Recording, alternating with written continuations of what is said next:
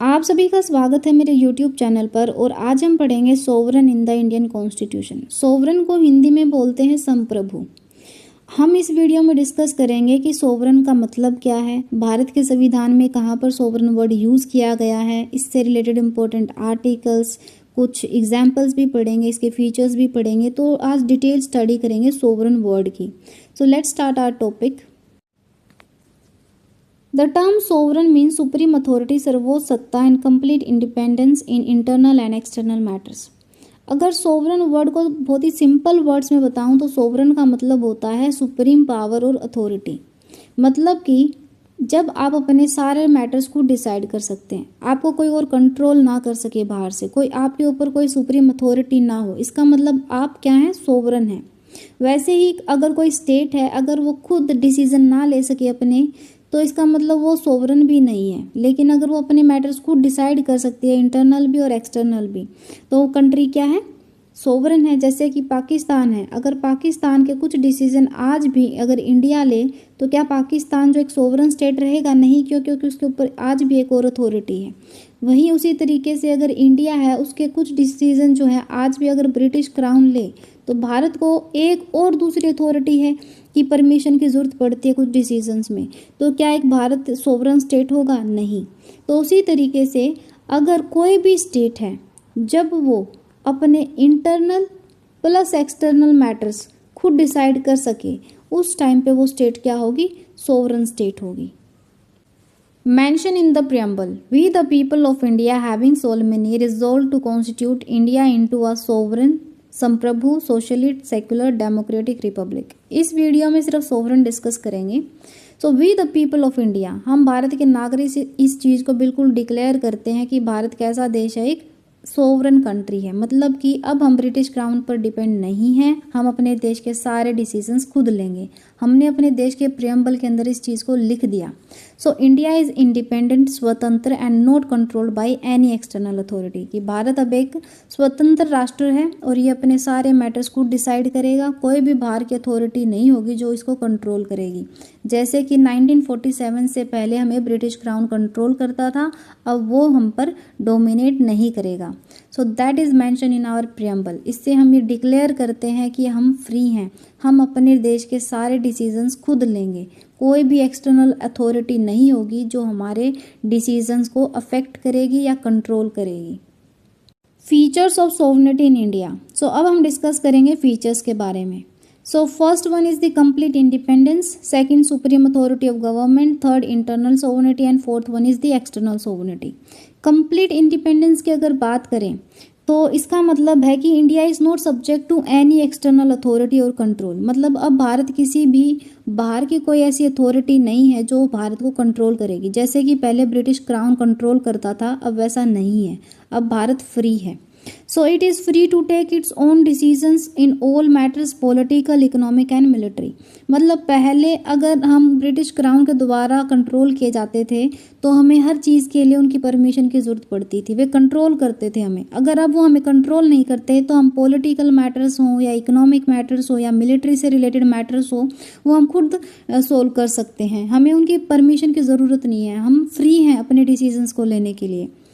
सो no foreign country, colonial power और external force can dictate Indian governance. कि भारत किस तरीके से काम करेगा, भारत को हमें किस तरीके से चलाना है, हमारी कंट्री के कैसे रूल रेगुलेशंस होंगे, हम कैसे अपने डिसीजंस लेंगे किसी भी मैटर से रिलेटेड, तो कोई और डिसाइड नहीं करेगा, वो हम अपने आप डिसाइड करेंगे। Second one is the supreme authority of government. Supreme authority of government का मतलब है कि India government has the ultimate power to make and implement laws with in the its territory. कि भारत के जो कानून होंगे, हमारी कंट्री से रिलेटेड कोई भी हमें कानून बनाना होगा तो भारत की सरकार बनाएगी, ना कि कोई दूसरी ऐसी अथॉरिटी होगी जो हमारे लिए कानून बनाने का काम करेगी।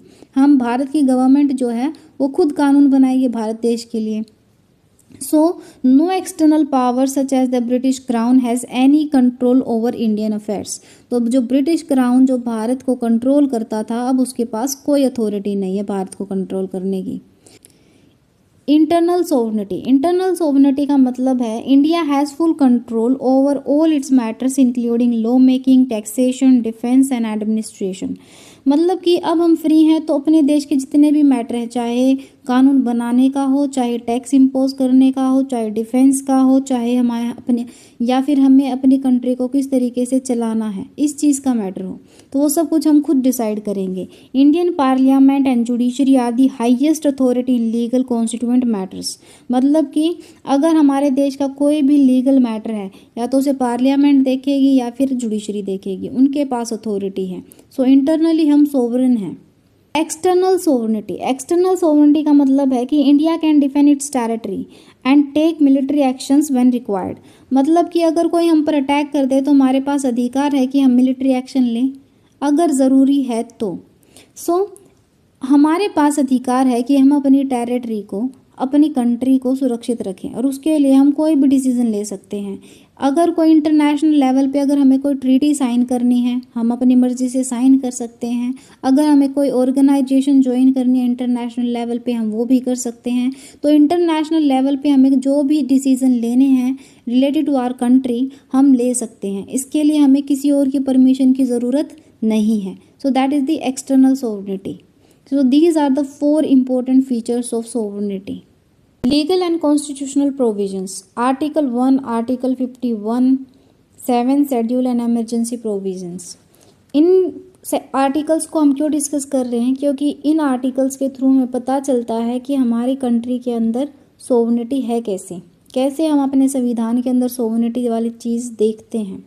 सो आर्टिकल 1 डिक्लेयर करता है कि भारत एक यूनियन ऑफ स्टेट्स है।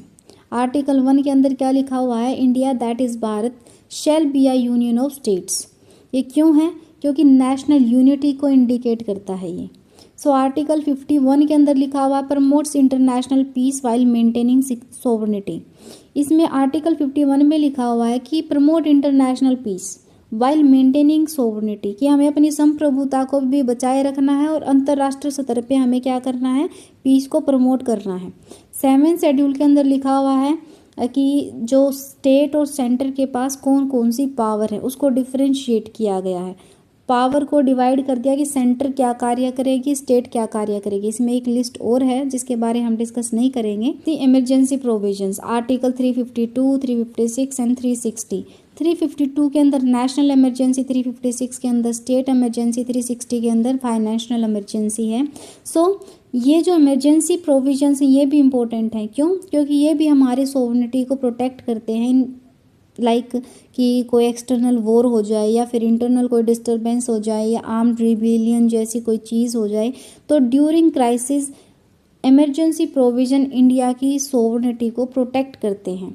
सो these are the important part of Indian constitution which shows sovereignty existence in our constitution, कि हमारे संविधान के अंदर सोवरेनिटी कितनी स्ट्रोंग है, कि हमारी कंट्री एक सोवरेन स्टेट कैसे बनती है, हम उसे कैसे मानते हैं एक सोवरेन स्टेट, और वो क्यों है एक सोवरेन स्टेट, वो हमें संविधान के इन आर्टिकल से रिफ्लेक्ट होता है। Next is there are few examples of Indian sovereignty like nuclear policy, कि हम अपने देश को आज एक न्यूक्लियर स्टेट बना चुके हैं। वो कैसे? हमने इंडिपेंडेंटली अपने आप को एक न्यूक्लियर स्टेट बनाया है ताकि अगर कोई हम पर अटैक करे तो हम अपने आप को सुरक्षित रख सकें। So we develop nuclear weapon independently. तो न्यूक्लियर पॉलिसी के डिसीजन भी हम अपने खुद लेते हैं। तो ये सोवरेनिटी को इंडिकेट करता है कि हम अपने इंटरनल और एक्सटर्नल मैटर्स खुद डिसाइड कर रहे हैं। फॉरेन पॉलिसी, हम इंडिपेंडेंटली अपने फॉरेन पॉलिसीज़ बनाते हैं। हमें यूएन को ज्वाइन करना है, नहीं करना है, हमें डब्ल्यूटीओ का पार्ट बनना है, नहीं बनना है। तो इस तरीके की जो चीज़ें होती हैं उन सबको हम इंटरनेशनली खुद डिसाइड करते हैं।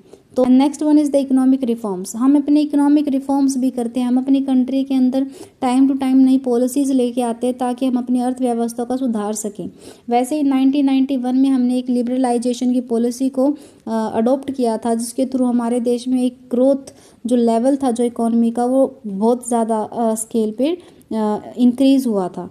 सो इकोनॉमिक रिफॉर्म्स, हम अपने देश के अंदर इकोनॉमिक रिफॉर्म्स भी लेके आते हैं। हमें इसके लिए किसी और की परमिशन की ज़रूरत नहीं होती। जुडिशियल सोवरेनिटी, जुडिशियल सोवरेनिटी का मतलब क्या है कि हमारा जो कानून है उसको कोई भी एक्सटर्नल जो लॉ होगा वो हमारे कानून को अफेक्ट नहीं करेगा हमारी टेरिटरी के अंदर। कई बार सुप्रीम कोर्ट ने भी कहा है कि जो फॉरेन इन्फ्लुएंस होता है लॉ का, वो टेक ओवर नहीं कर सकता हमारी इंडियन कॉन्स्टिट्यूशन को। So Indian laws are supreme over foreign influences. Conclusion, अब हम अपने टॉपिक को कंक्लूड करते हैं। So India is a sovereign state. Obviously India is a sovereign state क्यों? क्योंकि हम अपने इंटरनल प्लस एक्सटर्नल मैटर्स खुद डिसाइड करते हैं, कोई और हमें कंट्रोल नहीं कर सकता।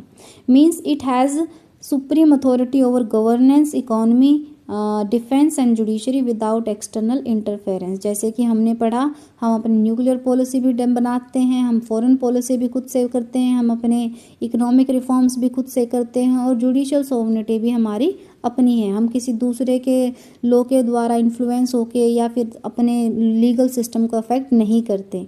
सो इससे पता चलता है कि हमारी जुडिशरी कैसी है, हमारा डिफेंस सिस्टम कैसे है, इकोनॉमी कैसे है, गवर्नेंस कैसे है, और वो हमारी खुद की है। और हम ये सारे डिसीजंस खुद लेते हैं, चाहे वो इंटरनल हो चाहे वो एक्सटर्नल हो, कोई और हम इसमें इंटरफेरेंस नहीं करता, और कोई हमें डिक्टेट नहीं कर सकता, कोई हमें प्रेशराइज नहीं कर सकता। सो इसका मतलब क्या है? India is a sovereign state. तो आज का जो टॉपिक है उसे हम यहीं पर एंड करते हैं। अब मिलेंगे नेक्स्ट वीडियो में एक नए टॉपिक के साथ।